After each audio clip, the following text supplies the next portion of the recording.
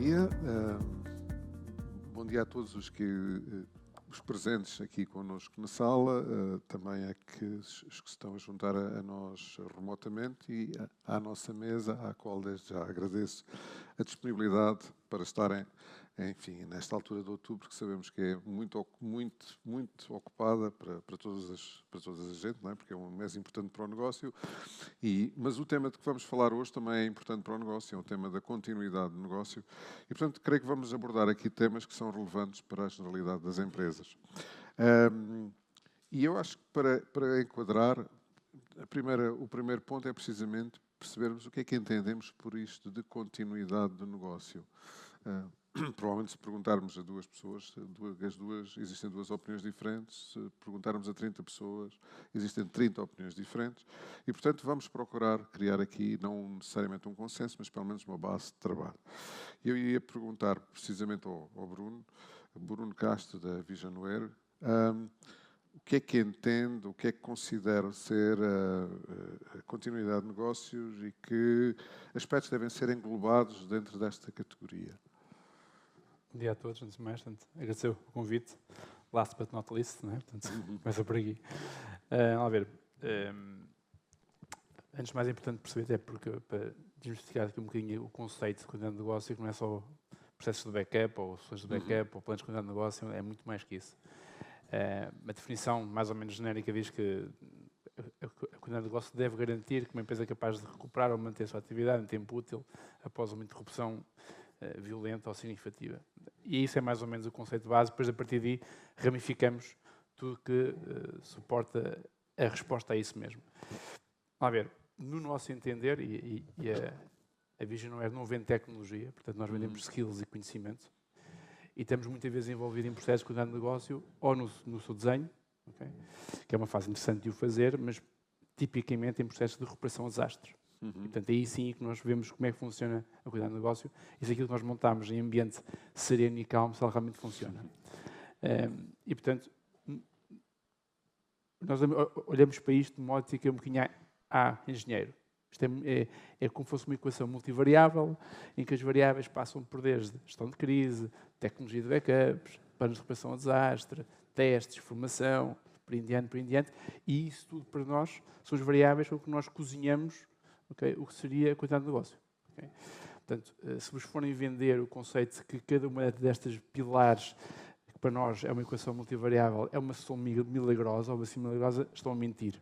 Okay? Portanto, isto tem que funcionar numa equação e nós conseguimos gerir cada um destes pilares da forma adequada, baseado na atividade, no risco, na capacidade, no budget e por aí fora. E, portanto, nós olhamos sempre para isto no conceito junto com o top management, porque é ele no fim do dia que decide. Okay? Não é o IT cá em baixo que vai decidir isso, ou como é que se monta esta equação multivariável, é o top management. Nós temos que apresentar as soluções para depois decidirmos, ok, nesta equação toda temos N variáveis, vai desde pessoas, tecnologia, processos, como é que vamos implementar o que seria uma estratégia de continuidade de negócio, que tem imensas variáveis, passam, como disse, tecnologia, processos e pessoas, e que ela depois no fim do dia funciona de acordo com o negócio. Eu diria que em termos pelo menos no meu entender, aquilo que geralmente falha na qualidade do negócio, é importante falar um bocadinho sobre isto, tipicamente é esta visão holística, portanto, em modo ampla, e sermos capazes de falar sobre ela abertamente e dizer que vamos investir X nesta estratégia de qualidade de negócio, e sermos capazes de definir muito bem para o top management, para que ele entenda a linguagem, às vezes não é fácil, para que quando depois for efetivamente executada a nossa estratégia de qualidade de negócio, não seja um defraude, o falhar as expectativas do top management que investiu e depois aquilo realmente não cumpriu o que o negócio exigia. Portanto, passa muito por isto. Ok, muito obrigado. E eu agora fazia basicamente a mesma questão ao Luís, que é o Luís Feitor, da Convolt. E, Luís, qual é que é a sua perspectiva também sobre a continuidade do negócio? O que é que deve ser englobado? E já agora acrescento aqui também um twistzinho, que é, quando há uma falha, normalmente quem é que é o culpado? É a tecnologia ou aquilo que ninguém documentou? Muito bem. Bom dia também a todos. E, na verdade, este é um tema complexo, como o próprio Bruno mencionou. Há muitas variáveis envolvidas. Eu gosto de começar sempre do fim para o princípio. A continuidade de negócio tem que se manter em que circunstância? E isto porquê? Porque muitas vezes se confunde o que é um disaster recovery de um cyber recovery. E são duas situações completamente distintas. Por exemplo, num cenário onde nós podemos ter uma falha energética, provavelmente as pessoas que estão em casa podem não poder trabalhar, mas até no data center pode ser possível. Como também um cenário maior, que poderá ser, enfim, qualquer fenómeno natural. Por outro lado também, quando falamos em cyber recovery, o processo é muito mais complexo. E depois falamos em custos, e eu acho que depois de quem é a culpa já é no fim, que é quando nós sabemos que na maioria deste tipo de cenários, principalmente cyberataques, uma grande generalidade das empresas que conseguem sobreviver a um cyberataque, normalmente no prazo de 1 ano, fecham as portas. E, portanto, isto é algo assustador, perceber que é uma situação real, que nós não estamos minimamente preparados, mas que é preciso preparar. Portanto, a continuidade de negócio, para lá de toda a teoria, temos que começar com o cenário real e depois voltarmos até ao princípio, que é quais são as medidas que temos que implementar de maneira a conseguirmos atingir aquele fim que esperamos face àquela realidade. E, portanto, eu acho que esta é a abordagem mais correta e prevermos, logicamente, aqueles cenários que muitas vezes não pensamos neles. Ou seja, nós temos um plano de testes e esse plano de testes, se for executado e concluído com sucesso, muitas vezes não prevê todas as variáveis, que poderá ser mesmo, inclusive, o acesso físico ao edifício. Ou seja, se eu tiver, enfim, sistemas que, para entrar no edifício, necessito da impressão digital, de um PIN ou de um cartão, e que provavelmente preciso da Active Directory, portanto, de um serviço tecnológico que está indisponível, portanto, como é que eu vou entrar fisicamente no edifício? Portanto, isto é um caso, conheço situações destas reais, mas que não tinham minimamente previsto. O apagão foi uma grande escola para todos nós relativamente a essas possibilidades. Eu passava também a mesma questão ao Emanuel Santos, da Securnet. Emanuel, qual é a sua perspectiva sobre a continuidade e pronto, e o que é que deve ser englobado nesta categoria? Sim, bom dia a todos. Eu vou trazer, se calhar, uma perspectiva um bocadinho, porque eu acho que todos já sabem qual é que é a definição. Eu acho que a continuidade de negócio parece um bicho-papão. Realmente a gente fala muito nisto como sendo algo muito complexo. Acho que toda a gente já sabe, por definição, o que é. Tem uma série de checklists que devem de seguir. Eu acho que ainda nenhum dos colegas tocou, que é a NIS 2 vai ajudar muito nisto. Muito. Porque se nós resumirmos muito aquilo que a NIS 2 tem, é a continuidade de negócio. E a continuidade de negócio, por definição, como eu disse, todos sabem, mas nenhuma empresa é igual a outra. Portanto, tem que ser aplicado muito à sua realidade. E aquilo que se vê muito trabalha-se muito em back-office. Quando acontece um cenário de crise é quando se aplica a continuidade de negócio. E eu acho que aos dias de hoje, a continuidade de negócio não é só em situações de crise. Okay? E nós vemos muito isso.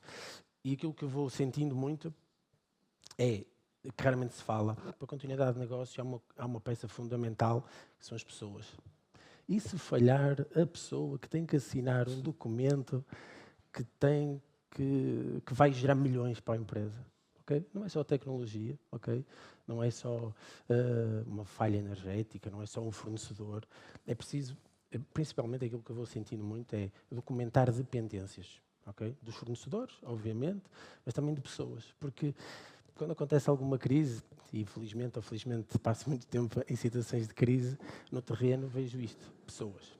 Há uma pessoa que sabe fazer aquela tarefa e por algum motivo não está. Está de férias, está de licença de parentalidade, ou seja, o que for. Eu acho que é um bocadinho isto. E também tomando, se calhar, a liberdade de responder à segunda questão que também foi colocada, quando falha, se é culpa da tecnologia ou se é das dependências, eu acho que é um pouco dos dois, obviamente, porque há coisas que não se consegue controlar e já vimos em situações desse género. Quando acontece uma falha tecnológica, eu às vezes não consigo controlar, mas há que criar cenários. Portanto, e eu, estando mais numa parte de gestão de incidentes e é mais ali, digamos, no terreno, vou vendo muito isto. São dependências que não são documentadas e depois ninguém sabe o que é que há de fazer. Eu diria que é um bocadinho isto. Ok, obrigado. A próxima questão vem um bocadinho na continuidade desta e eu vou endereçá-la ao Filipe Frasquilho, da IP Telecom, e é as empresas compram, desenvolvem que soluções ditas de business continuity, mas, na verdade, quais é que as implementam corretamente, não é? Versus apenas dizer assim, ok, temos aqui algo no checklist, não é? E, de facto, aquilo nunca foi testado e provavelmente não funcionaria numa situação real. Qual é a sua perspectiva sobre isto? Primeiro que tudo, bom dia a todos. Muito obrigado pelo convite por estar aqui. É um prazer. Este tema, o tema da continuidade de negócio, já foi aqui falado um bocadinho. Não há soluções de continuidade de negócio, não há serviços de continuidade de negócio que possam ser adquiridos. Soluções de disaster recovery já pode existir, e há, que é um dos pontos que faz parte da continuidade de negócio. Mas foi referido aqui, já pelos colegas, e bem, que a componente dos processos e das pessoas é fundamental. E as pessoas, principalmente, é um dos pontos mais críticos nestas componentes. E nós temos a noção, claramente, com a quantidade de clientes que temos, que a grande maioria não tem planos de continuidade de negócio robustos. Têm planos de disaster recovery robustos. E porquê? Porque lhe falta a componente dos processos e das pessoas. E isso é de acordo com o negócio. E a dificuldade que também foi aqui falada anteriormente pelo colega peço desculpa da Orei, ainda não o novo nome, Horizon View. É muito difícil e tipicamente ainda muitas entidades empurram isso para o IT conhecer o negócio, ir falar com as pessoas, os key users do negócio, saber o que é, como é que pode ser, como é que as coisas são feitas, qual é que é a necessidade da recuperação, quais são os tempos necessários, o que é que se vai perder de dinheiro se isto demorar X tempo de recuperar. E isso normalmente não é feito. Temos tido uma noção clara, eu diria que à volta de 90% das entidades hoje em dia têm planos de disaster recovery e até funcionam e testam-nos, mas é muito para o compliance. Fazem os testes, aquilo funciona em termos tecnológicos, ok, tudo ok, validou-se, as coisas foram testadas. Agora, planos reais, onde entrem as pessoas e os processos, há muito poucas entidades a fazê-lo e a fazê-lo de forma correta. Porque isto também tem um ponto que tipicamente a gente tem que ter essa noção e quem não disser isto aos clientes não está a dizer a verdade. Nós, quando vamos fazer um teste de continuidade de negócio global, pode haver o risco, e real, pode haver o risco de perder dados. Depende de como é que as coisas estão montadas. Portanto, temos que ter essa certeza e essa garantia. E, adicionalmente, temos que garantir que tudo é feito de acordo com os procedimentos. Mas, por outro lado, se nós não fizermos esses testes, também não melhoramos. Porque é aí que se vai se identificar os riscos e os problemas que a organização realmente enfrenta.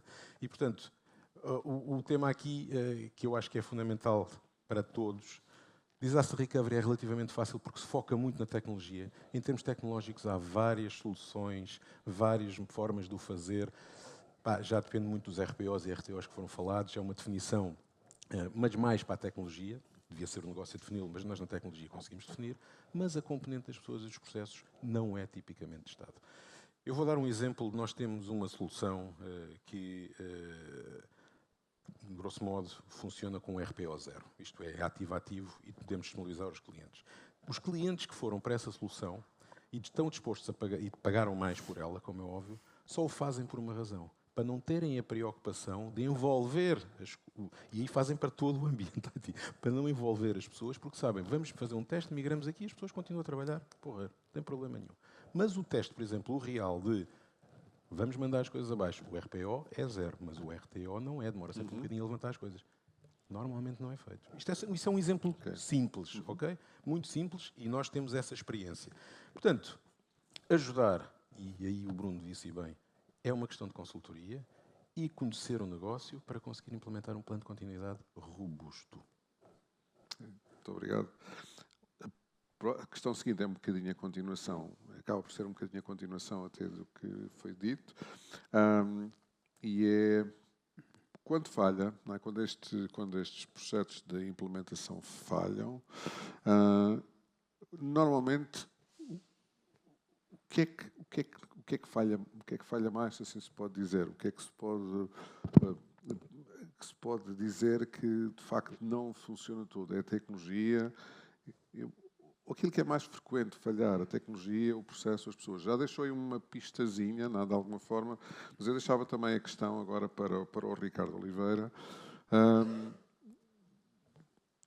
Pessoas, ok, conhecemos a trilogia, tecnologia, processo e pessoas, mas o ponto principal de falha, qual é que costuma ser?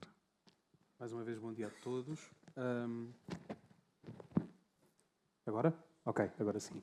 Bom dia a todos. Também é um prazer para mim estar aqui, até porque é um tema que nos é muito querido na Vimo. O Business Continuity é o que nos corre nas veias, portanto, achei super interessante o convite e ao qual agradeço. Eu vou, se calhar, desmontar aqui um bocadinho a pergunta, porque eu acredito que existe uma resposta mais institucional e uma menos institucional para o tema. Este triângulo do ISO 27001 que estamos todos aqui a referir desde o início é super válido e quando estamos a falar de Business Continuity nós não podemos fugir dele. É um facto. Também já ouvimos aqui pelos colegas que não existe um ponto de falha único. Nós podemos chegar a uma determinada organização que tem imensa capacidade de investimento e que compra imensa tecnologia, mas são extremamente desorganizados do ponto de vista de processos, ou não têm recursos humanos suficientes para operar.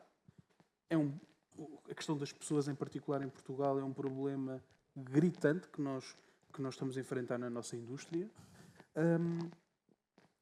Poderá haver quem simplesmente não tenha budget suficiente ou não tenha capacidade de transformar essa necessidade num awareness para a administração, como já se falou aqui hoje, de que esse investimento é crucial para a operação e, portanto, tudo o resto pode estar super bem montado e termos todos os processos alinhados, termos uma equipa coerente e consistente e capaz de dar resposta, mas depois não temos a tecnologia e, portanto, daí também falhamos. Portanto, a resposta institucional, eu diria que, efetivamente, neste triângulo de 3 vértices que estão intimamente ligados, nós podemos e temos situações, dependendo da organização, em que podemos falhar em um deles, ou num conjunto, ou num arranjo dos 3. Essa seria a minha primeira abordagem, a abordagem mais oficial ao tema. Agora, o que é que eu acho na realidade? E eu, felizmente, tenho a oportunidade de trabalhar em mais do que uma geografia, ou tenho, ou tive. E eu diria que, para além destes 3 pontos, há um ponto que está intimamente ligado às pessoas, mas não no sentido que nós habitualmente lhe conotamos de recursos. E eu vou-lhe chamar de uma forma simpática, vou-lhe chamar de cultura. Que já falámos aqui e que o Hugo tão bem falou na sua apresentação, já agora que eu gostei imenso. É uma questão muitas vezes de cultura da organização. E eu já encontrei este cenário e tenho certeza que todos os meus colegas aqui de painel já encontraram. Empresas que têm imensa capacidade de investimento, compram montes de tecnologia e são capazes de investir fortemente em tecnologia. Têm processos relativamente bem montados, têm uma equipa relativamente capaz e relativamente bem dimensionada, mas depois a cultura da organização, a longo prazo, e a forma, e obviamente a cultura começa na administração, não há outra forma de o dizer, não há sugarcoating possível para isto. Se a cultura da organização que começa na administração e depois tem que vir de cima para baixo, não seja uma cultura de continuidade e de compreender que isto é extremamente importante para a organização ao longo prazo e que tem que ser uma estratégia que tem que ser mantida, acompanhada e, acima de tudo, evoluída ao longo do tempo, eu acredito que aí há um 4º ponto de falha que nós não podemos descurar. Posso dar aqui uma nota assim, mais mais prática. Vou-me arrojar nisso, porque, afinal de contas, nós temos 20 anos de mercado e nós só fazemos isto, ok? Portanto, eu diria que todas as semanas estamos em processos de recuperação a ciberdesastres. Okay? Portanto, no terreno, quando as coisas estão realmente a ferver, há 3 pontos que realmente falham, ok? A interdependência do negócio, o conhecimento claro da independência do negócio, ok? Em que, de repente, quando temos um processo de recuperação, já não estou a falar na parte da contenção do ataque, nada disso, nem da parte forense, nada disso. É um processo já de recuperação, em que nós percebemos ali que há ali peças na maquinaria que não encaixam na interdependência do negócio que nós desconhecíamos. Erros na configuração, scope, âmbito, ok? Tipicamente nas cópias de segurança, ok? E na qualidade delas, mas mais importante que isso tudo, e aqui vamos tocar aquilo no que o Frasquilho disse muito bem, é sermos capazes, termos experiência de ter estressado o plano de recuperação a desastres, ok? E estou a falar, quando digo recuperação a desastre, sala de crise por si só, ok? Onde as pessoas tipicamente não estão preparadas, ok? E na sala de crise vemos as pessoas a irem abaixo, okay? A não conseguirem, nunca fizeram, aquele ambiente de stress não é para elas, não querem lá estar, é desconfortável, o cansaço impera, e como nunca fizeram antes, nunca se estressaram, quando as coisas começam a falhar, o documento começou a ter muitos gaps a aparecerem, começa então a cair por terra e temos que depois refazer um plano de continuidade de negócio no momento. No terreno é isto que acontece. Muito obrigado. É? E como referiu o Frasquilho, eu vou passar precisamente a palavra para ele dar a sua perspectiva. Eu aqui há 2 pontos que gostaria de referir claramente, e um tem a ver com o plano de continuidade de negócio, tem que começar no board e tem que ter a envolvência de todos os colaboradores da empresa. Todos têm que ter conhecimento de como é que o plano deve funcionar, porque todos são parte da organização. E não é algo que é só do IT ou é só das pessoas que são os responsáveis do negócio, tem que ser todos. Portanto, esse envolvimento é fundamental para que depois os testes funcionem e que as pessoas estejam preparadas para assumir esses testes. Eu dou um exemplo que acho que todos conhecem. Nós tivemos, durante este ano, no início do ano, 2 sismos. Pequenitos, mas tivemos. Pronto. Quem é que daqui cumpriu com as regras normais que existem para há um sismo, vamos fazer isto? Muito provavelmente ninguém. Mas há muitas pessoas aqui que têm em casa crianças que o fizeram. E porquê? Porque as crianças são treinadas na escola, atualmente, desde a primária e no secundário. E isto vem demonstrar a necessidade de fazer testes. E nós só estamos preparados e só fazemos de acordo com aquilo que está testado se o treinarmos. Isto é fundamental. O drill militar, de alguma forma. A questão seguinte, e há pouco falou-se logo aqui ao início, das falhas na cloud. A cloud tem este aspecto este pau de 2 bicos, né? Que por um lado aprendemos a confiar e, portanto, e hoje confiamos muitas vezes muito mais do que deveríamos nos ambientes de cloud, mas por outro lado, quando há uma falha da cloud, a coisa é complicada porque afeta de facto inúmeras organizações. Portanto, a questão concretamente é como estes ambientes híbridos e multi-cloud, o RTO, o Recovery Time Objective, aumentou ou diminuiu? Temos, por um lado, mais ferramentas, mas também temos mais pontos de falha e, se calhar, em alguns casos, temos pontos de falha muito centralizados para muitas entidades que depois são interdependentes. Há aqui algum ponto de equilíbrio e eu passar a questão precisamente aqui ao Luís Feitor. Luís. Sim. Portanto, estes ambientes multi-cloud trazem novos desafios, até porque os cloud providers são distintos, as funcionalidades tecnológicas são distintas e muitas vezes, e começando mesmo pelo princípio, os clientes protegem o workload que está na cloud, mas não a configuração da cloud.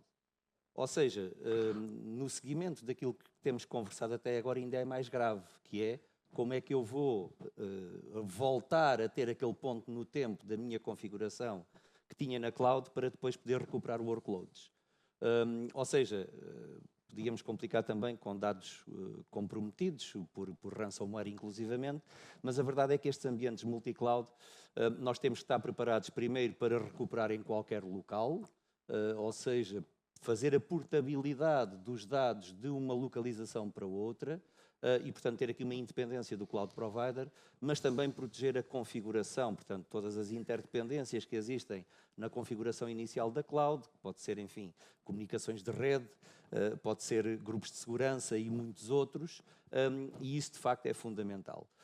Até porque, muitas vezes, nós sabemos que há clientes que têm algum processo de proteção baseado em scripts ou algo do género, que nós, como sabemos, são estáticos na maioria dos casos, e, como sabemos também, quando se testa, normalmente prepara-se o teste, e aquilo até é capaz de funcionar de acordo com aquela premissa, mas, voltando ao princípio do business continuity, não está minimamente preparado para providenciar a continuidade do negócio. E este será o maior desafio. Por outro lado, também, em relação ao tempo que se demora, também depende muito, e eu podia fazer aqui uma analogia, é como termos um cofre, quando falamos em proteção de dados, mas no mesmo cofre temos notas de 500 euros e notas de 10, e muito provavelmente as de 500 têm necessidades diferentes das de 10. E, portanto, quando protegemos os dados, por exemplo, eu sei que normalmente seria mais simples fazermos uma solução única para tudo, mas é muito cara, e então aí teríamos um bom RPO e RTO, e então vamos para uma coisa mais barata, mas que também não cumpre para aquela a minimum viability, ou, portanto, a continuidade de negócio nunca vai cumprir.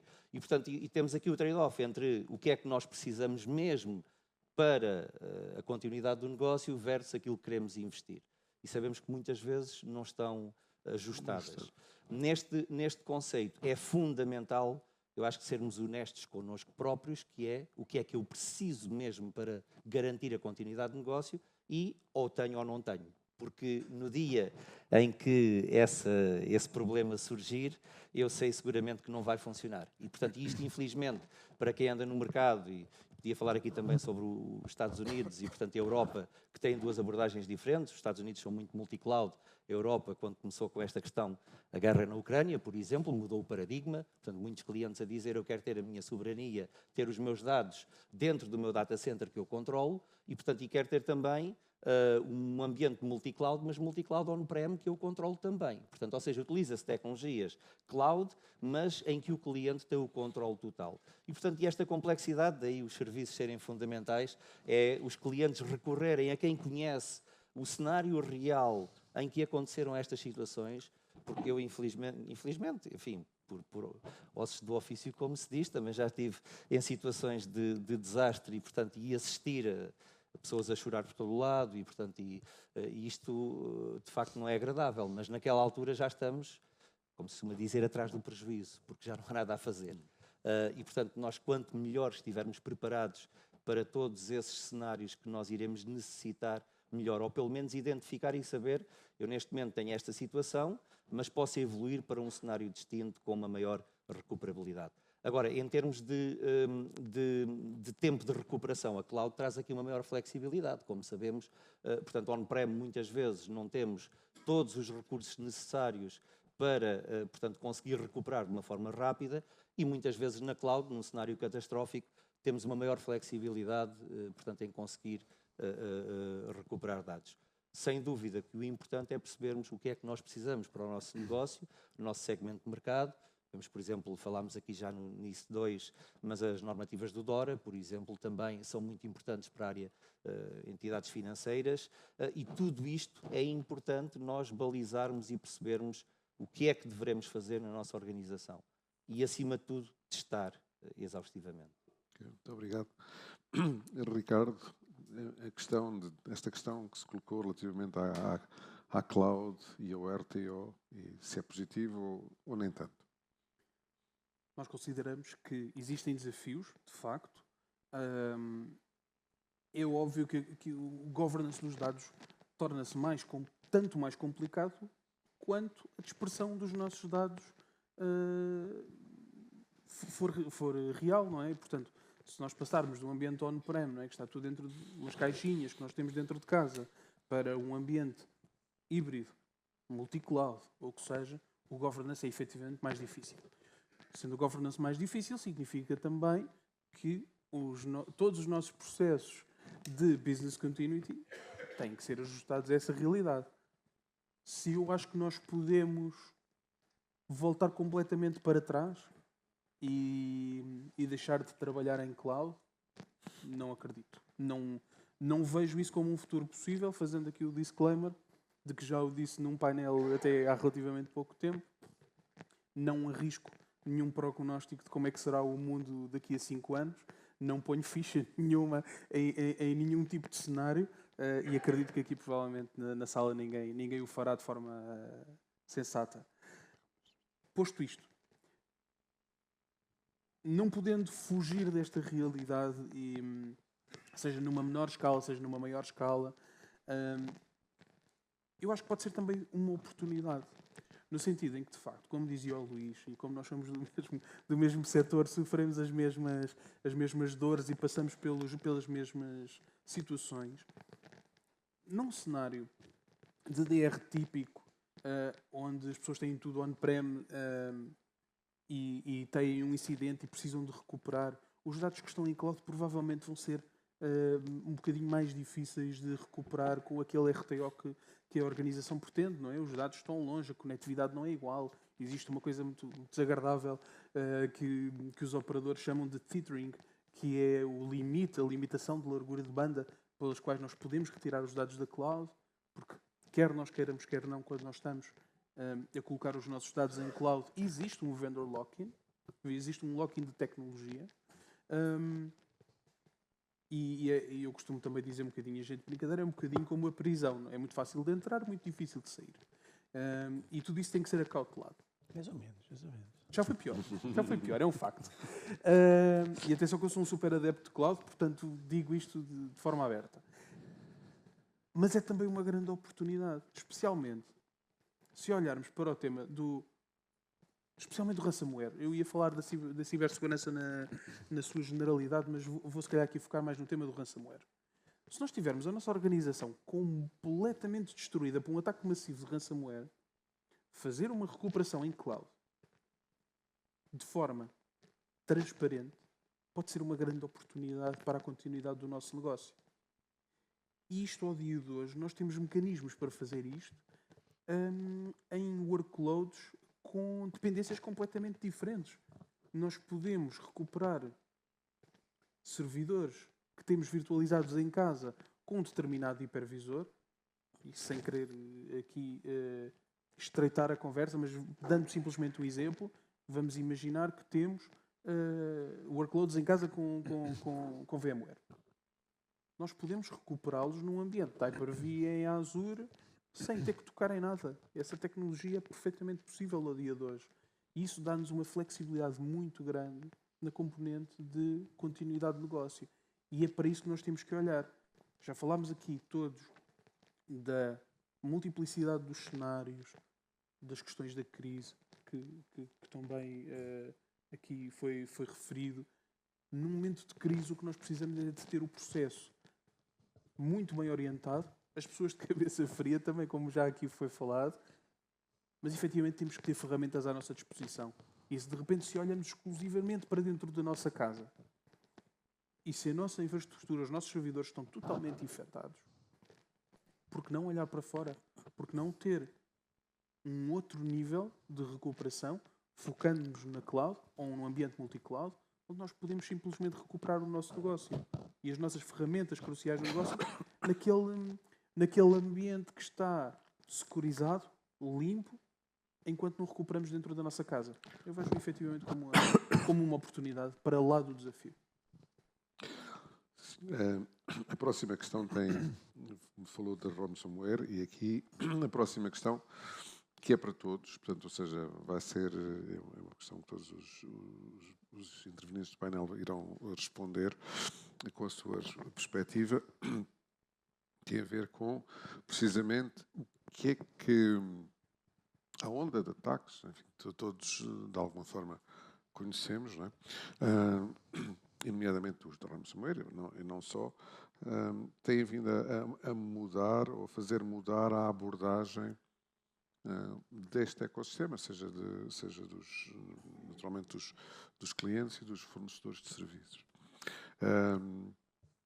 E se as perspectivas tradicionais, em termos de backup e tudo mais, são suficientes ou se precisamos de abordagens novas? E eu iria falar,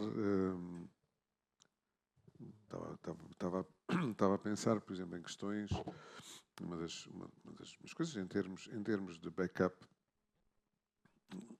que alguns fornecedores de cloud utilizam, e uma coisa relativamente pouco conhecida, é que em vez de usarem meios tradicionais de backup, ainda utilizam discos ópticos, por exemplo. Uma coisa que não é do conhecimento de todos os clientes, que eles também não pretendem que seja, mas ainda há serviços que são disco óptico com robô de discos por aí fora. E, portanto, supostamente é uma solução robusta, porque não é fácil de atacar, tem um tempo de latência muito grande. Pronto, depois isso é controlado. Não é propriamente uma solução nova, mas é uma solução que nem toda a gente conhece os detalhes. Pronto, mas isto era só para a introdução. Ia passar a palavra ao Emanuel, perguntar como é que se tem sentido que as estratégias têm vindo a mudar e estão a responder a isto, ou se de facto até são precisas estratégias novas. Sim, eu acho que o ransomware profissionalizou-se. Acho que é mesmo assim, não é? Para além de terem existido, e os últimos dados que temos estado a acompanhar neste último trimestre, se não me falha a memória, 75, 77 novos grupos, mas nós lidamos com isto quase todos os dias. Infelizmente, eu já tenho alguns clientes que me dizem: "Epa, você chega cá e você está com muita calma." É quase como os médicos nas urgências, eu vejo aquilo todos os dias. Portanto, o pânico instala-se, efetivamente, como o Bruno estava também a dizer, mas é mais um dia no escritório, como eu costumo dizer. Portanto, e tem que haver alguém, como eu costumo dizer, mais vale um bom mandador do que um bom trabalhador, tem que haver alguém que dite, e que, como já tem experiência, como é que as coisas têm que ser feitas. Pronto, mas o ransomware realmente cresceu. Aquilo que nós temos visto e aquilo que eu tenho sentido que tem gerado mais impacto são os mesmos grupos, porque existem muitas organizações a fazer o tracking destes grupos, a ter abordagens completamente diferentes. Portanto, os mesmos grupos a usar TTPs nunca antes vistos. Pronto. Logicamente, a inteligência artificial veio ajudar muito nisto, mas aquilo que se vê é uma aceleração, portanto, muito rápido. Portanto, as coisas acontecem muito rápido e aquilo que se via há uns anos atrás, que o ransomware apenas fazia basicamente a encriptação de dados e os backups imutáveis, estava ótimo, funcionava. Aquilo que nós vemos hoje em dia é uma dupla instrução. Não é? Ok, tens tudo aqui encriptado, mas ou pagas, ou então eu vou também pegar nos teus dados que já exfiltrei e vou publicá-los. Portanto, e há empresas que sofrem mesmo com isto. Portanto, nós lidamos com duas situações: recuperar, mas também depois ter que gerir a expectativa. E aquilo que eu também tenho sentido muito é que os prazos têm estado mais curtos. Já não temos uma semana até eles publicarem os dados. Isto muitas vezes são 3 dias.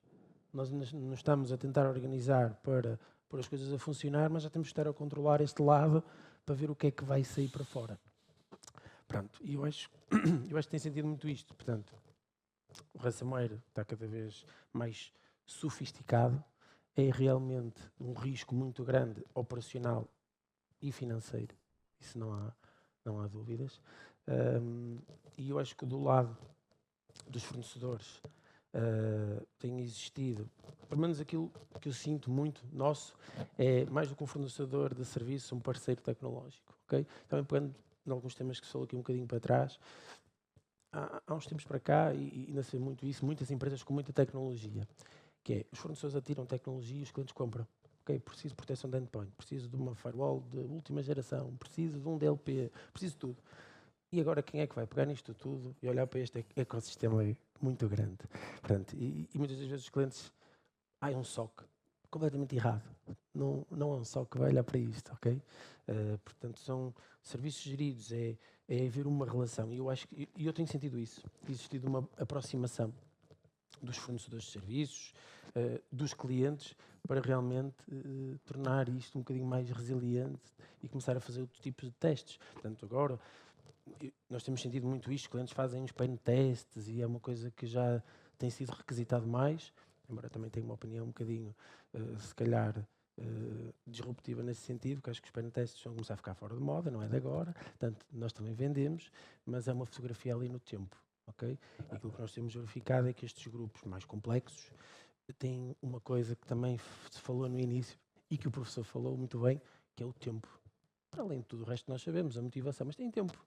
Portanto, e nós quando vamos responder a algo mais disruptivo, nós vemos às vezes que eles já estão lá há meses, com pequenas coisas, portanto, eles têm muito tempo. Eu acho que é um bocadinho isto, portanto, respondendo de uma forma mais objetiva, na parte dos fornecedores de serviço e clientes, eu acho que tem existido uma aproximação, porque realmente os clientes têm muita tecnologia, tal como também foi falado aqui pelo colega, falta os processos, obviamente, mas as empresas têm começado a ajudar um bocadinho nisso, pegarem nesta panóplia de coisas e começar a orientar o cliente para tornar, eu acho que resiliência é a palavra correta para isto. Muito obrigado. E vou passar a mesma questão ao Luís, precisamente sobre o que é que se o aumento dos ataques tem vindo a mudar a abordagem, quer de fornecedores, quer de clientes.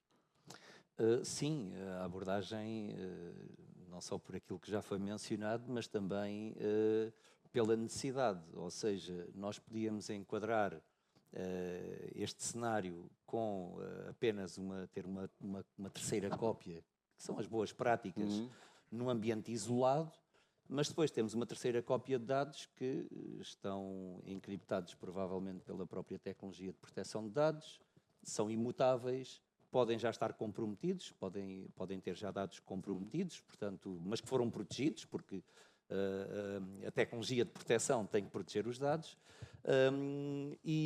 Portanto, embora nós tenhamos pessoas e tenhamos tecnologia altamente especializada na área da segurança, enfim, de toda a tecnologia que existe, a verdade é que os ataques continuam a ser bem-sucedidos. E, portanto, existe aqui uma parte que é a pré, não é? Portanto, antes da proteção dos dados, que muitas vezes passa por equipas que são equipas distintas, equipas de segurança que não comunicam com as equipas de proteção de dados. E, portanto, é importante que a tecnologia que protege os dados também possa providenciar para a equipa de segurança feedback em relação ao que é que está a acontecer. Porque nós sabemos, por exemplo, quando a encriptação ocorre num determinado sistema, o comportamento desse mesmo sistema muda. Ou seja, portanto, o existir tecnologia que permite, utilizando machine learning ou outras, definir o que é o comportamento normal de um determinado sistema no seu dia-a-dia e se, por exemplo, houver uma encriptação por ransomware, nós sabemos que a extensão dos ficheiros muda, sabemos que a alteração de ficheiros, enfim, ali num período de tempo muito curto, é enorme e, portanto, isto vai criar um alerta a um desvio do padrão normal de comportamento daquele sistema. Portanto, este tipo de tecnologias, que são tecnologias que estão, portanto, no ativo, são muito importantes para que nós possamos saber, numa fase inicial, que algo anormal está a acontecer. Por outro lado, também, há aqui um aspecto importante que é eu posso proteger os dados e ter várias cópias, mas não saber como é que os consigo recuperar. E o que é que eu quero dizer com isto? Portanto, eu posso ter uma cópia, mas posso não ter o chamado control plane, ou seja, a tecnologia de proteção de dados, que me permite autenticar e perceber se eu dependo ou não de terceiros para fazer a autenticação, porque posso ter duplo fator de autenticação baseado em algo que já não está a funcionar e, portanto, logo aí tenho um problema que é o acesso à própria plataforma. Portanto, tudo isto tem que ser assegurado. Ou seja, a tecnologia muitas vezes existe, por exemplo, o duplo fator de autenticação, mas não está configurada. E, portanto, eu, a partir do momento em que eu tenho um utilizador e uma palavra passe, eu passo a ser essa pessoa ou passo a ter esses privilégios. E, portanto, se for, enfim, privilégios elevados, eu posso fazer, por exemplo, a alteração da retenção de dados numa tecnologia de proteção e posso dizer estes dados, em vez de terem 1 ano de retenção, a 30 dias passam a ter 1 dia. E no dia a seguir, quando nós dermos por isso, eles foram expirados, pura e simplesmente. E, portanto, como é que nós vamos conseguir recuperar na eventualidade de haver um cenário destes? Ou seja, os cenários são muito complexos. E a inteligência artificial veio tornar o nível de complexidade ainda maior.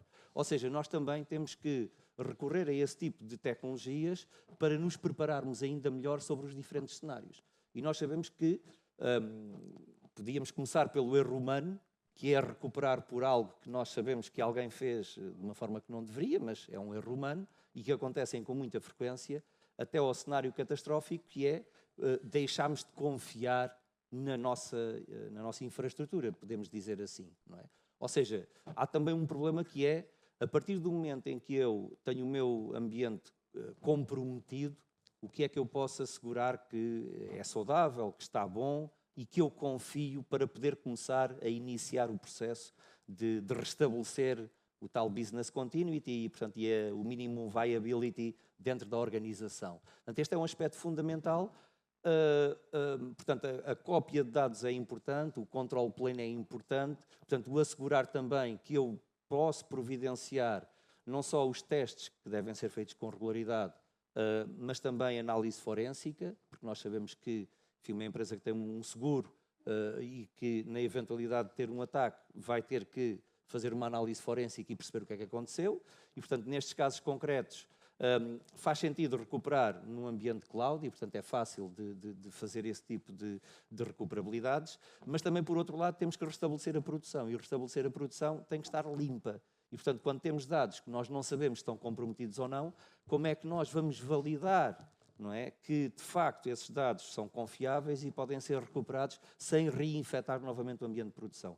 E aqui podemos estar a falar de coisas como, portanto, não só a encriptação, mas também o existir já a tecnologia num file system que me vai permitir a esse hacker ou essa entidade voltar a executar o mesmo ataque.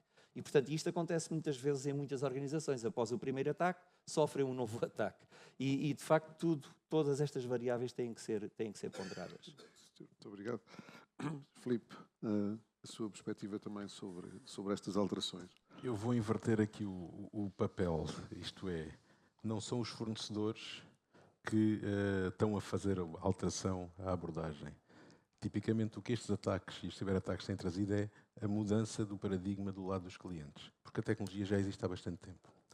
E, portanto, aquilo que nós temos reparado é que os clientes hoje em dia já se preocupam, e ainda bem, em começar a ter 3 cópias, ter dados imutáveis, todas essas componentes que numa fase, e não falo há muitos anos, 2, 3 anos, falava-se nisso, como havia como é óbvio, há custos adicionais por ter 3 cópias guardadas, essas componentes, a componente de imutabilidade. Não, isso não é necessário. Hoje em dia é ao contrário. E quem não tiver essas capacidades, seja um fornecedor de serviços, seja a própria tecnologia, mas a grande maioria, todas quase têm, é que tem um problema. Portanto, isto é bom. Por um lado, eu acho que é bastante positivo, porque os clientes começaram a ter essa percepção. A parte negativa é que começaram a ter essa percepção porque começaram a ver as empresas aí ao lado todas a terem problemas. E a sofrerem, e de que maneira? Neste caso, com o ransomware. E casos graves que tivemos em Portugal, muitos deles com um forte impacto na economia global. E, portanto, o que eu estou a achar, o que nós achamos nesta altura e que nós temos visto com vários clientes é esta alteração de paradigma, o que eu acho que é fantástico, pelo menos, se não foi de uma forma proativa, pelo menos é de uma forma reativa que está a acontecer essa mudança, e que é positivo. Muito obrigado. Ricardo, também a sua visão sobre essas alterações? Há uma mudança de paradigma e há a questão da escala. A escala dos ataques também, como foi aqui mencionado, incrementou muito. Há grupos profissionais que vivem disto e depois estamos sempre aqui a falar de ransomware. Ransomware não é o único problema que temos na cibersegurança. O grande problema do ransomware é que é muito facilmente escalável do ponto de vista do atacante. Eu costumo dizer, em jeito de brincadeira, que pode estar um miúdo em casa de pantufas a lançar um monte de ataques de forma dispersa. Até o AI pode ajudar nesse sentido ao dia de hoje. Mas não é a única questão. Portanto, de facto, nós temos que ter aqui uma visão holística sobre a componente da segurança. Não podemos, obviamente, descurar o ransomware, que é um grande perigo. Mas existem outros. E aqui a grande questão é, também a forma como o ataque é feito também é diferente ao dia de hoje.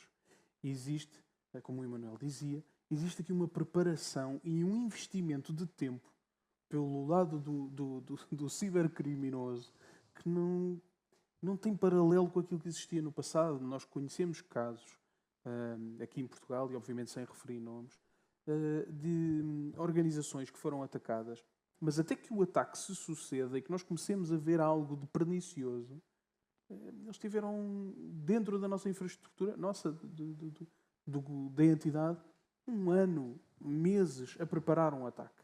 Portanto, aqui, o que eu acho que também é importante, já que muito foi dito, e nós estamos a falar muito na questão dos backups, os backups são uma peça crucial, mas inclusive até na parte de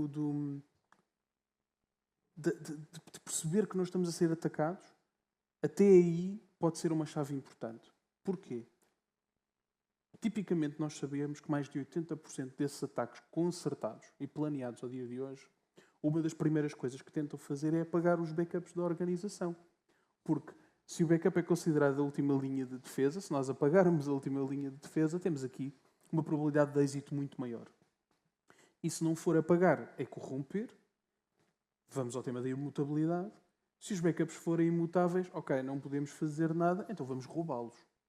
Portanto, um dos pontos aqui muito importantes e que às vezes as entidades se esquecem um pouco é, pensam, eu tenho imutabilidade, eu estou salvaguardado. Paralelamente à imutabilidade, há a questão da encriptação. Nós temos que ter os backups encriptados para termos aqui também a segurança de que não nos roubam os dados e que 3 dias depois não os estão a colocar à venda na Dark Web, não é? E de repente tenho aqui 2 revenue streams, é o resgate e é a venda da informação. Mas voltando ao meu ponto, temos que olhar isto mais de uma perspectiva mais de life cycle. E o life cycle diz-nos que, se de facto, se estes ataques concertados começam à infraestrutura de backup, uma das primeiras coisas que podemos fazer, e é algo que nós, por exemplo, nós convidamos muitas vezes os nossos clientes a fazer, é, se os vossos backups são imutáveis, o atacante não vai conseguir apagar os backups. Ótimo. É encriptado, não os podem roubar. Ótimo. Qual é o ponto a seguir? O ponto a seguir é tentar destruir a consola dos backups. Se a consola dos backups está ligada ao vosso CM, e eu não quero entrar aqui em muitos detalhes técnicos, porque do painel todo eu sou a pessoa menos técnica que está aqui, mas se tivermos as coisas interligadas, nós vamos saber no momento 1 do ataque de que algo está mal. Se tivermos essa interligação e pudermos trocar alguma informação entre a consola dos backups e o CM, eventualmente um SOC que possa existir ou não.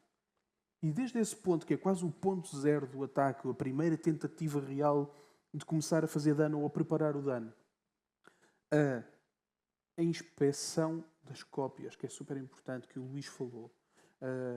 Se nós não tivermos a certeza de que aquilo que estamos a criar como nossa última linha de defesa está perfeitamente limpa, e isso tem que ser feito aqui um deep inspection durante a criação dessas cópias, nós podemos cair num risco de reinfecção.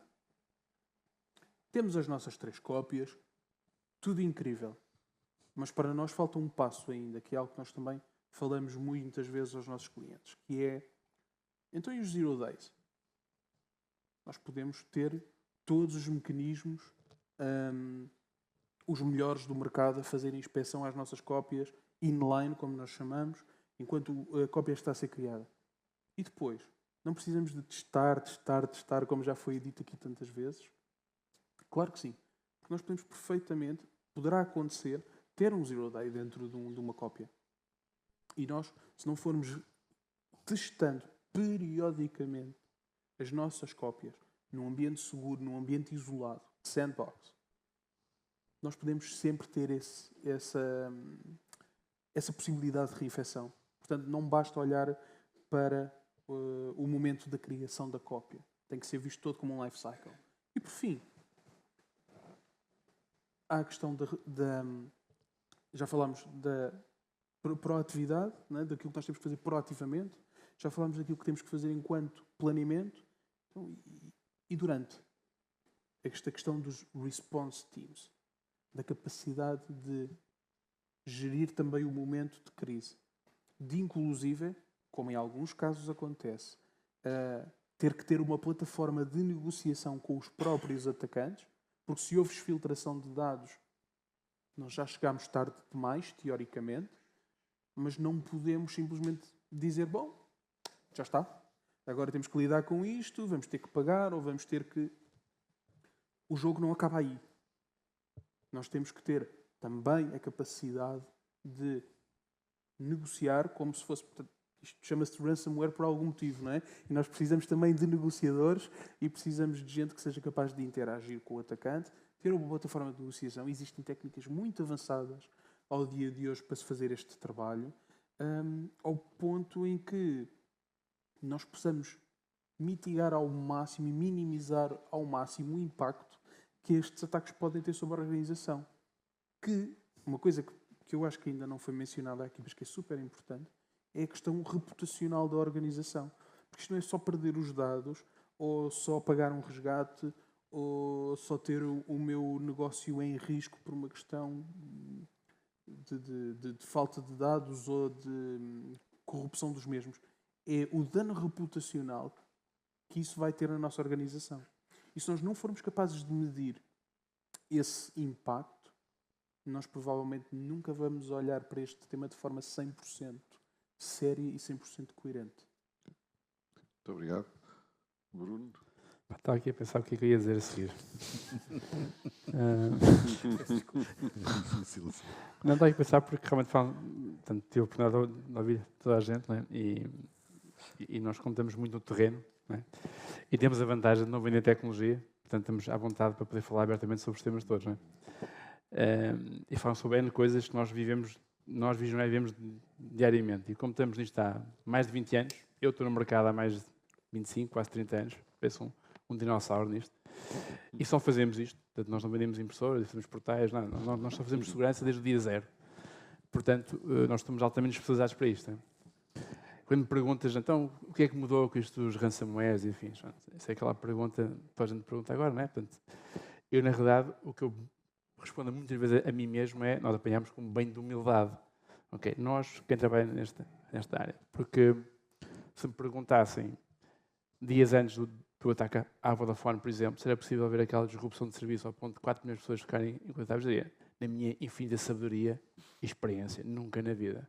Okay? Isso é impossível de acontecer. Okay? Portanto, fomos aprendendo, não é? O que é que nós temos vindo a ver rapidamente nos últimos anos? Portanto, nós vimos isto desde 2000, finais da década de 90, já andávamos nisto. É que realmente fosse aqui em vários momentos sobre isso, que foi a explosão do ciberespaço em vários aspectos. Há muito mais intervenientes, portanto, pós-Covid, não é? Foi o momento, foi aqui o trigger para isto mudar, para isto inverter.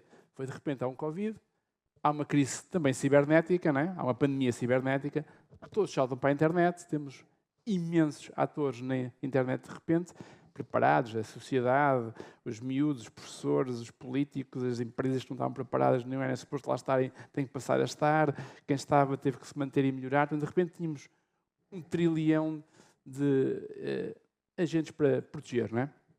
E o que aconteceu? Lei da procura e da oferta, o cibercrime também aumentou, natural, okay? Nada mais. Para que se perceba, o modelo do cibercrime, aqui entre aspas, é muito mais complexo do que se falou aqui. Okay? Isto não é o ransomware. O ransomware é o fim ou até um passo intermédio do ataque. Antes disso, houve roubo de credenciais, usurpação de identidades, ocupação de vetores atacados, momentos laterais, nunca mais acaba, ok? Portanto, a questão do ransomware talvez o agente mais mediático, porque fala-se muito sobre isto, ok? Mas, na realidade, não é até, provavelmente aquilo que mais nos preocupa. Porque é ataques que foram feitos antes disso, ok? E, portanto, de repente o que aconteceu? O cibercrime explodiu também e começou a haver ataques generalizados e quem fazia proteção a essas empresas, como nós vimos não era, de repente percebemos, não vamos ter mãos para isto. Okay? Fomos aprendendo essa lição humildemente no momento. Okay? E durante 3, 4, 5 anos andámos a apanhar pancada e a lamber feridas, literalmente. E tornou-se mediático a questão dos ciberataques, e é por isso que agora todas as empresas, houve uma explosão também de prestadores de serviços e fabricantes de cibersegurança. Okay? Quem vendia impressoras ontem, hoje é especialista em cibersegurança. Okay? Aí é ao pontapé. Okay? Fazem Google e vendem impressoras e vendem toners e também fazem cibersegurança. Okay? Portanto, aí é ao pontapé. Portanto, esse é outro desafio depois, do mercado, é saber selecionar com quem quer trabalhar. Okay? Pronto. Porque também há aí oportunistas. Clean, ok? A boa notícia. Tecnologia, como nunca houve antes, há imensa. Okay? O segredo aqui é escolher bem e barato. Okay? Vou repetir, bem e barato. Portanto, antigamente nós tínhamos alguns players muito bons de segurança que eram caros e bons. Hoje temos muitos bons e acessíveis. Depois vamos ajustar pecinha a pecinha de acordo com o meu cliente. Okay? É-me irrelevante se é Commvault, se é Veeam, se é Checkpoint, Palo Alto. É-me irrelevante isso. A mim, não era irrelevante. Eu vou escolher à medida do meu cliente. Faço o budget, ou o que ele tem dentro de portas, ou não há o que tem, se aquela tecnologia encaixa com o que ele tem lá dentro de portas, e faço a minha equação à medida, tailor-made para ele. Ponto. Okay? E é assim que deve ser. Estamos aqui a falar sobre a questão também dos ataques. Hoje um ataque, há bocado fala-se também na parte forense. Nós fazemos forense desde inícios dos anos 2000, ok? O forense é um dos pontos mais relevantes da resposta a um ciberataque. Sabiam porquê? Alguém sabe porquê? Porque geralmente é o meu elo que diz controla o tempo. Enquanto a minha equipa forense não me disser quem, quando e como, não há recuperação. E devíamos fazer vincapé até ao máximo que conseguirmos na sala de crise para dizer, enquanto a equipa forense não me disser quem, quando e como, ninguém recupera. Eu posso ter a minha equipa de higienização numa sala ao lado a dizer, Bruno, estamos prontinhos para ir para o ar, sistemas higienizados, processos recuperados, via cloud, on-prem, híbrido, é relevante, estamos prontos para ir para o ar. Tenho um negócio lá em cima a dizer-me, temos que ir para o ar. Enquanto a equipa de forense não me disser quem, quando e como, nós vamos fazer vincapé para não levantar. Porquê? Porque o mesmo vetor foi utilizado para entrar, independentemente se é ransomware, se é o que for, irão utilizá-lo na mesma. Pior, esse grupo e todos os outros piratinhas querem fazer o teste. Porquê? Porque, entretanto, o grupo criminoso ou o consórcio criminoso fez o ataque, porque geralmente quem faz a intrusão, quem faz o movimento lateral, quem faz a encriptação, quem comercializa os dados, entidades diferentes. É um consórcio empresarial, meus senhores. Okay?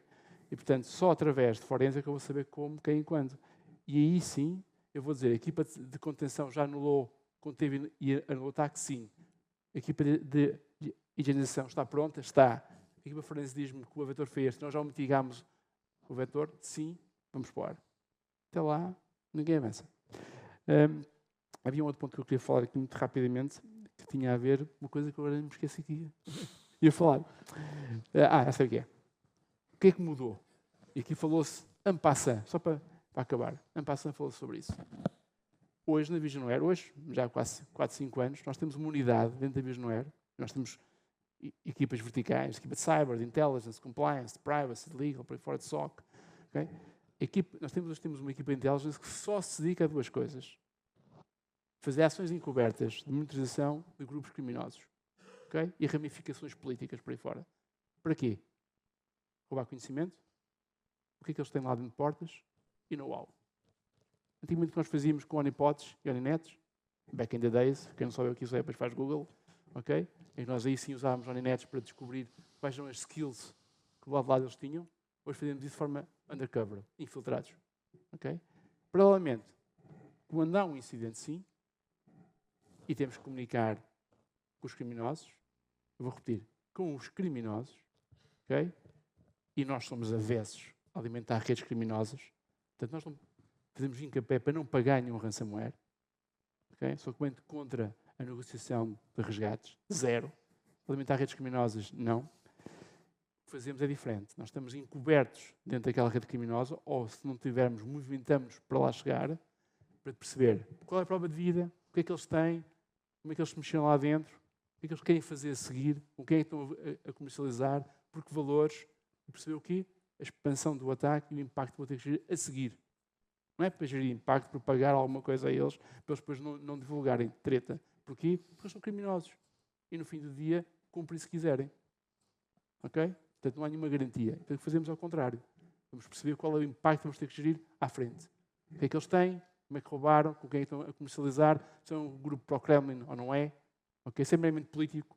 Ok? E é por aí que vamos. O que fazemos agora, nós não monitorizamos só dentro de portas, vamos monitorizar fora de portas.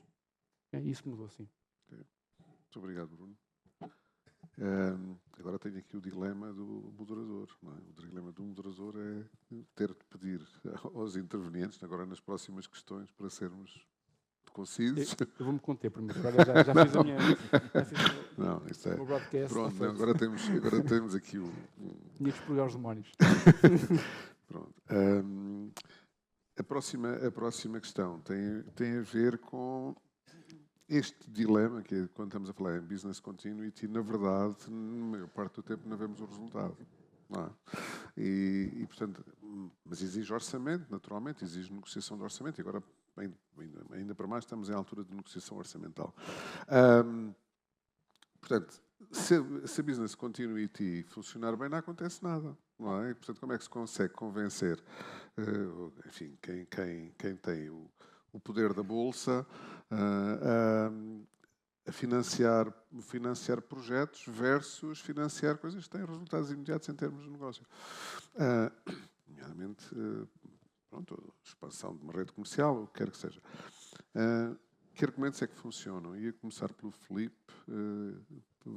Que argumentos é que se podem tirar da cartola ou da máquina? Eu diria que não é assim tão difícil. Porquê? Estamos a falar de algo que tem a ver com o negócio. A continuidade do negócio. Ora, se querem que o negócio continue, tem que se fazer esse investimento para que o negócio continue e que haja os planos adequados para isso. E a forma simples de explicar a quem não é, ou quem não tem essa visão, que deveria ter, portanto, estamos a falar do board essencialmente, é porque é que temos seguros? Não existem os seguros. O objetivo dos seguros é não os utilizarmos. Mas eles estão lá e são utilizados quando há necessidade. Também tem que se pagar. Normalmente a resposta mas somos obrigados legalmente para os ter. Pois, é verdade. Então eu espero que brevemente, vamos ver se a NIS 2 já começa a dar esses passos, que começa a haver essa obrigação legal de haver esses planos de continuidade de negócio testados, que é para garantir que o negócio funcione. Portanto, não é assim tão difícil e existem exemplos práticos para poder passar, neste caso, ao board. Há uma coisa que é fundamental hoje em dia e que ainda hoje não foi ontem, portanto já foi dada a indicação para que o Governo possa colocar a NIS 2 como lei, para passar a regulamento para lei, é que nas entidades que estão dentro da NIS 2, se não houver um conjunto de tarefas que sejam efetuadas para cumprir, vai doer, neste caso, a quem é o CEO da empresa e quem é o board. Portanto, isto leva a esse caminho, portanto, acho que não vai ser assim tão difícil. Se quem tiver que assinar não compreender estas situações, sinceramente, acho que não está a fazer um bom trabalho. Mas não devia dizer isto, mas é a realidade. Ok. Portanto, eu acho que esse é o ponto e é algo que as entidades têm que compreender que faz parte. Quem quer estar no negócio faz parte do negócio, ter um plano de continuidade de negócio. Caso contrário, não há volta a dar. Okay. Muito obrigado. Ricardo, o argumento-chave. É aquilo que o Filipe disse. Ponto número 1, super importante. E se estamos a falar com decisores financeiros, se estamos a falar com o board, isto é um bocadinho lapaliciano, não é? Mas estes stakeholders dentro das nossas organizações têm objetivos, tal como nós. E o objetivo deles tem a ver com profit, com EBITDA, com números. Portanto, nós temos que pôr um número em cima da mesa. Nós temos que ser capazes de colocar em cifrões, usando aqui uma expressão um bocadinho mais de rua, temos que colocar em cifrões quanto custa a nossa organização estar em baixo e sem poder operar durante 1 hora. Durante, não sei, alguma métrica de tempo. Pois é só multiplicar pela quantidade de tempo que nós vamos demorar. Se isso não for suficiente para convencer a administração, um CFO, quem seja, a investir num plano de continuidade de negócio, provavelmente não temos os líderes certos. Muito obrigado. E agora, a próxima questão dava para um evento, ok? Portanto, não, que ninguém entre em pânico. Vamos tentar manter isto contido. Deixa-me só fazer aqui um introito. Sim, esta semana a OpenAI lançou um browser, chama-se Atlas, e é um browser agêntico. Hoje às 5 da tarde, acho eu, às 5 da tarde, portanto 9 da manhã, Pacific Time, portanto deve ser 5 da tarde cá em Portugal. Uma coisa que se lhe valha. A Microsoft vai lançar também uma nova versão do Copilot e do Edge, também agêntica. Pronto. Isto é tudo bonito. Agentes por todo lado. assim que a OpenAI lançou o browser, passados 3 horas, já alguém tinha conseguido fazer uma injeção através do clipboard no Atlas.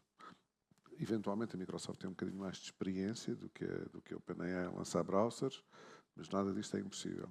A minha pergunta, muito concretamente, é face a este cenário dos... Já nem falo da IA generativa, falo dos agentes. Estou a falar dos agentes e da generalidade dos agentes em todos os browsers. Né? E o browser é aquilo que toda a gente usa. E o próximo Chrome, número 143, vai ter também estas capacidades. Portanto, temos o da OpenAI, temos o Chrome, temos o Edge. Ou seja, basicamente temos 90% do mercado. Com isto, nas mãos de pessoas que basicamente não entendem muito bem o que é o poder pernicioso destas coisas. Estão a ver algum plano de continuidade de negócios que contemple isto ou ainda é demasiado longe? Vou perguntar ao Emanuel. Eu diria que numas empresas com alguma maturidade, sim, já se começa a ver. Mas a minha opinião é que é muito experimental. Okay? É aquilo que eu acho. Porque há muitos riscos. Portanto, há muitos riscos. E fala-se muito sobre isto, a inteligência artificial. Eu acho que ainda é um bocadinho um assunto, digamos, desconhecido. E aquilo que eu vejo nas organizações, eu costumo usar muito isto, que é o que é controlado é respeitado. E eu não vejo nenhuma organização a controlar a inteligência artificial dentro de portas. Portanto, os colaboradores utilizam aquilo. E muitos dizem, é só para texto. Pois, mas estão lá documentos que tu colocaste. É só para texto, efetivamente. É para escrever um e-mail mais formal. Mas não sabes que é um e-mail formal. Portanto, eu vejo muito isto. Portanto, não se controla o que lá se coloca. Portanto, e há muitos riscos. Portanto, eu diria, em vez de passar isto para uma pergunta, eu ponho isto numa afirmação que é muito bom, mas tem muitos riscos. Ok? E as pessoas têm que estar muito presentes disto. Portanto, eu acho que ainda é um assunto muito experimental para a continuidade de negócio. Portanto, vejo algumas empresas com alguma maior maturidade a começar a fazer dentro de portas, a treinar, digamos, o modelo. E aquilo que eu vi, também passei muito rápido, e aquilo que eu vejo é que a inteligência artificial fala-se, e toda a gente sabe, que é treinar o modelo. Mas as pessoas não treinam o modelo. As pessoas colocam para lá uma pergunta qualquer, sem qualquer contexto, e esperam uma resposta. E as pessoas têm que perceber uma coisa, que é a inteligência artificial não tem confiança, não é confiável e não tem transparência, ok? E nós já tivemos casos, ainda agora recentemente, de um, que eu não posso mencionar nomes, que colocou para lá uns dados, fizeram uma coisa muito gira, mas depois alguém veio ver que aquilo foi feito pela inteligência artificial, porque a fonte que foi indicada não é uma fonte fidedigna. Portanto, eu acho que existe muito isso, e contra mim falo, que eu uso muito a inteligência artificial. Portanto, aquilo faz-nos um trabalho em 30 minutos e eu depois perco 2 horas a verificar se aquilo está de acordo. Portanto, mas tem que existir isto. Mas, sim, acho que ainda é um tema muito experimental para a continuidade do negócio. Ok, obrigado. Bruno, um bocadinho nesta perspectiva, porque as empresas muitas vezes dizem, sim, nós temos uma política, nós barramos o acesso aos chatbots, por não sei o quê, mas agora a coisa agora é diferente. Ou seja, a partir de agora, destas próximas semanas, basta fazer a atualização no browser, não é? E aquilo vem no browser, portanto torna-se um organismo vivo. Está a haver alguém preocupado com isso em termos de colocar isto nos planos de continuidade? Vamos ver, eu acho que agora o AI passou a ser o tema mais trendy a seguir ao cybersecurity, não é? Portanto, até há pouco era só tudo cybersecurity, agora também tem o AI em cima da mesa e pergunta muitas vezes isso. Então, a adoção ao AI nas organizações, como é que vai ser? Sim, eu vou pôr no papel de security officer, ok? Portanto, algo que tem que, de alguma forma, aceitar que é inevitável ter que adotar o AI dentro de portas, mas não pode ser a todo custo. E, portanto, temos que ter aqui checks and balances para perceber como é que vamos encaixar o AI dentro de portas. Nós temos vários processos a rolar.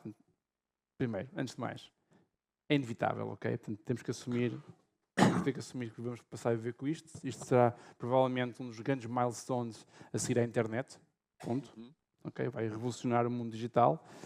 e até provavelmente a sociedade em si, e basta olhar para os nossos filhos e percebemos logo o que é que está a acontecer, não é? Portanto, eles próprios estão a aderir ao AI de forma, vou dizer, descontrolada, mas é um facto, ok? Eles não têm percepção do risco e, portanto, a passarem a utilizar AI de forma tão aberta. E quando digo crianças, podemos espalhar isto à sociedade em várias zonas, ok? Portanto, se a adoção de tecnologia e do mundo digital gera um risco para a sociedade, agora com os esteroides em cima, chamada AI, então o potencial de risco é muito maior. Nas organizações, exatamente a mesma coisa. Quais são as boas notícias aqui? Nós também conseguimos controlar o risco ao aderir ao AI. E, portanto, conseguimos colocar barreiras e controlos, não só em termos de limites, ok? Mas também em termos de detecção e reação de movimentos, de ações suspeitas, erróneas ou maliciosas com AI. Okay? Portanto, conseguimos ensinar os modelos de AI também na detecção. Só para ficar claro também, nós já usamos AI no mundo da cibersegurança há muitos anos, ok? E, portanto, não é nada de novo para nós. Hoje temos mais músculo, mas já usávamos esse conceito, já existia dentro de portas. Se me perguntares agora o que é que me preocupa mais na adoção da AI dentro das organizações, eu diria que não é as novas features, não é os novos softwares, os novos plugins, os browsers, nada disso. Sabes o que é? É a urgência que o top management está a aplicar, que tem que aderir ao AI rapidamente, senão a empresa vai morrer. Okay? Então o que é que acontece? No nosso modelo de governance de segurança, temos dentro de portas, em que temos que, de alguma forma, ir controlando o risco cibernético dentro de portas, e temos workflows e processos bem definidos. Há um desenvolvimento de uma aplicação, de home banking, de retalho, o que seja, passa por um processo de desenvolvimento, security by design, auditorias, blá, blá, blá, blá, vai para o ar depois de ser corrigido. Agora, quando aparecem soluções baseadas com o tag AI, porque é muito urgente, vamos contornar aqui os processos de segurança para isto ir para o ar rapidamente, porque isto é muito importante e tem que ser já, porque senão perdemos a corrida e, portanto, sai fora do nosso scope de segurança. Sai quando nós deixamos. E, portanto, isso é o meu maior receio. E é o que nos tem acontecido regularmente. Temos de dizer, não, esse cogumelo volta para aqui para o processo outra vez, porque isto tem AI, mas nós temos que validar o mesmo workflow de governance de segurança que temos instituído e tem que ir. Para quê? Para não acontecer depois estes casos. Acabou de sair uma solução tagged AI e que de repente é explorada rapidamente porque não foi testada. Porque é muito urgente. Então, essa é a minha preocupação hoje. Eu conheço um bocadinho sem ocupar tempo, conheço um bocadinho esse filme que tem a ver com a introdução da internet e dos shortcuts todos. Tinha que ser rápido e 30 anos depois estamos a pagar a fatura. Isso. Continuamos a pagar a fatura, bom, mas felizmente cá estamos. Luís, sobre esta questão do AI e planos de continuidade.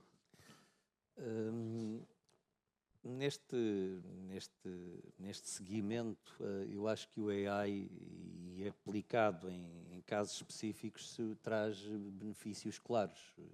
Quando falamos em continuidade de negócio e na proteção dos dados, sabemos todos que nem tudo corre da melhor maneira e, portanto, há problemas na proteção dos dados e ter a inteligência artificial a percorrer logs, não é, de sistemas de proteção de dados e a perceber qual é que é a origem do problema e qual é que será a possível solução, logicamente ajuda-nos bastante no dia-a-dia de quem administra estas soluções.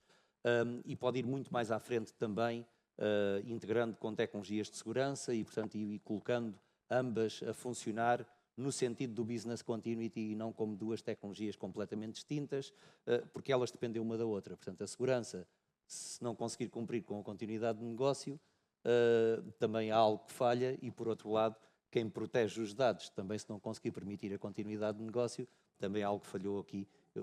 Voltando a uma pergunta atrás, não é? Que era de onde é que estava a responsabilidade. E neste caso concreto também ajuda muito na automação. Portanto, a automação é muito importante neste tipo de abordagens de continuidade de negócio, que é eu saber que existe um determinado workflow que eu tenho que percorrer desde a origem até ao fim de um determinado processo e muito provavelmente aí também a AI me vai ajudar a construir esse workflow, a validar e a testar também. E, portanto, penso que ambas são fundamentais, balizadas, porque numa fase inicial houve quem pensasse até em ter este tipo de tecnologias de inteligência artificial a ir ao exterior da organização buscar inteligência, e acabou-se por perceber que, de facto, tem que ser mais regulada, mais controlada e também para garantir a veracidade, que já foi mencionado, que é eu perceber, no meu caso concreto, se é verdade ou não aquilo que ela me está a dizer. E, portanto, isto também é fundamental. E nós sabemos que quando falamos, por exemplo, em tecnologia ou na área da saúde, portanto, provavelmente quando falamos em algum acrónimo, num âmbito ou no outro âmbito, tem um enquadramento completamente distinto. E, portanto, penso que esta parte da aplicabilidade é muito importante, do foco. Muito obrigado. Última questão, 1 minuto cada um. Eu consigo que a gerência me dê, nem estou a brincar. E tem a ver com a recomendação. Portanto, estamos em altura de orçamento, não é? Estamos praticamente no final do ano. Que recomendação é que dariam a uma empresa para melhorar a continuidade de negócio sem, obviamente, nesta altura os orçamentos já estão determinados, sem grande impacto orçamental? Bruno, sua opinião. Não consigo dizer só uma, portanto não consigo. Vou usar 1 minuto, mas vou dizer 3, assim de cabeça. Primeiro, façam as soluções à vossa medida, ok? Não vão pelo aquilo que o mercado está a injetar pela goela abaixo, por favor. Portanto, façam tailor-made as soluções à vossa medida, de acordo com as vossas necessidades, budget, portanto, experiência até. Façam por alguém que já tinha feito e não que diz que já fez, ok? E por fim, testem vezes sem conta, seja em modelos de on-perm, testes de recuperação controlados, ou seja, mas façam de forma perfeitamente aberta, sem constrangimentos, sem melindres, testem vezes sem conta o vosso modelo, ok? Porque quando for preciso utilizá-lo, é bom que ele esteja bem afinadinho. Muito obrigado. Emanuel? Eu vou dar uma sugestão. Confesso que li numa tese de mestrado e que achei fabuloso e que vai muito naquilo que eu acredito que é e naquilo que eu falei no início. Swap de funções, ok? Por as pessoas trocarem de funções, fazerem funções essenciais. Isso vai promover resiliência. E quando acontecer alguma coisa, vai haver alguém que também sabe fazer aquela função essencial. Portanto, eu acho que não tem custo nenhum. É uma coisa que nós já vamos também promovendo, porque as pessoas falham, ok? Eu acho que fazer o swap de funções era um bom exercício. Muito obrigado. Agradeço à nossa mesa, enfim, o entusiasmo, a disponibilidade que teve para participar aos participantes da mesa para esta conferência, à nossa audiência presente, à audiência remota. Esta mesa redonda fica disponível, será apresentada na próxima edição da IT Insight, será a edição 58, e que estará disponível alguns no final da próxima semana. Muito obrigado. Boa continuidade neste caso. Obrigado.